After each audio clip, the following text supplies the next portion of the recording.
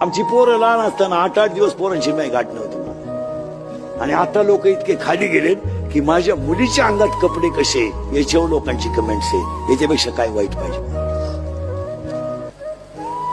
आता 4 दिवसापासून माझ्या मुलीच्या अंगातल्या कपड्यावर लोकांनी बातम्या तयार केल्यात मला. पण तिच्या बापानं मला द्यावं घोडे, तुम्ही मला घोडे लावा, माझा पिंड गेलाय. माझ्या मुलाचा मुलीचा काय दोष आहे.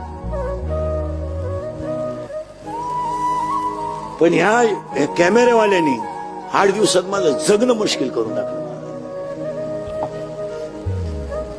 काय मला एक सांगा, मुलगी तुम्हाला आहे, तुमच्या मुलीच्या कपड्यावर एखाद्याने कमेंट्स केली, तुम्हाला काय वाटेल. आणि मुलीच्या साखरपुड्यात कपडे मुलीकडचे लोक घेतात, नवरदेवाकडचे घेतात का मुलीकडचे घेतात. मग कपडे त्यांनी आणले असतील का म्या घेतले असतील. मग एवढी तरी क्लिप टाकणाऱ्याला लाज पाहिजे ना. माणूस नालायक असावं पण किती. आणि त्याच्यामुळे मी आता कटाळलो मारा. मी जवळजवळ आता 2-3 दिवसात टाकणार एक क्लिप आणि थांबून घेणार आहे. आता बस झाली 31 वर्ष लोकांच्या शिव्या खाऊन आयुष्यात सगळं चांगलंच केलं. आयुष्यात चांगलं, पण त्याचं फळ माझ्यापर्यंत ठीक होतं, ते माझ्या घरादारापर्यंत राहायला नव्हतं राहिलं.